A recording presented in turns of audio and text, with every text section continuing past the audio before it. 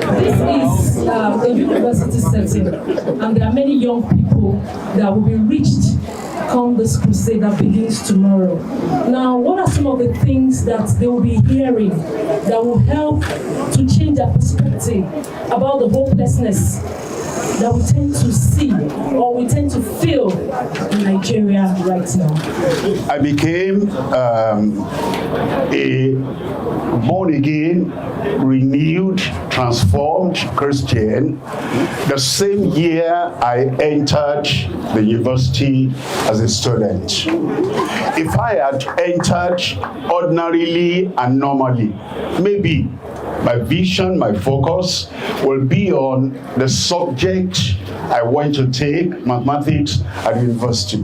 But because I became transformed and my life became broadened, I saw farther than my undergraduate days. And I saw into the future that with the new life, the new vision, the new spirit, the new character, and the new focus that came to my life as a student, I knew I could not just make a difference in my life, in my family, but for my nation. And that is what has carried me here now. That's the reason why I'll be talking to the young people on how to move from where they are to where God, the Creator, wants them to be.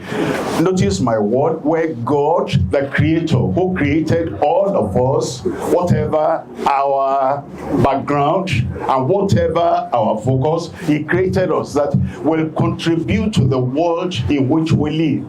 The people outside the youth community, and maybe some youth too, they are complaining about this and that. I want to see what can a youth, a young person, a student contribute to this world.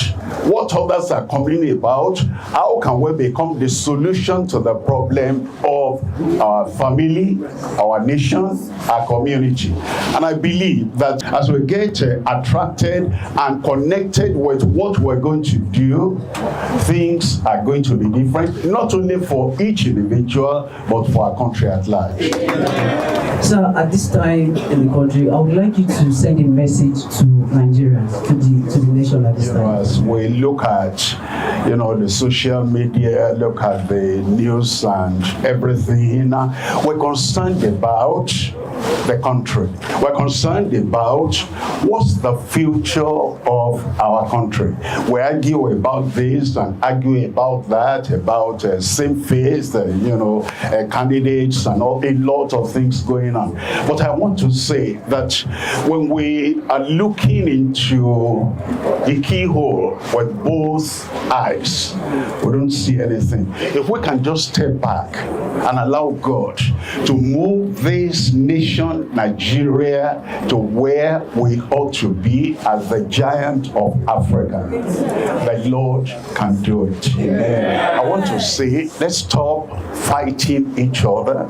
Let's stop kind of confronting each other. Let's stop opposing each other. Let's step back. Let's give God a chance to walk in us, to walk through us, and to walk through in this country. And then to touch people everywhere. Through Nigeria, Africa can become greater. Amen. And through Nigeria and Africa, we can make a contribution to our world that the world will know. Not only that Nigeria is, Africa is, but this generation of Nigerians and Africans that we lived at this time in history. And I pray that what we're going to have from God during this time will contribute something to our future, that it will put you, put me, and put our country, and put our continent on the map in the real sense, in Jesus' name. Amen. Let's pray together.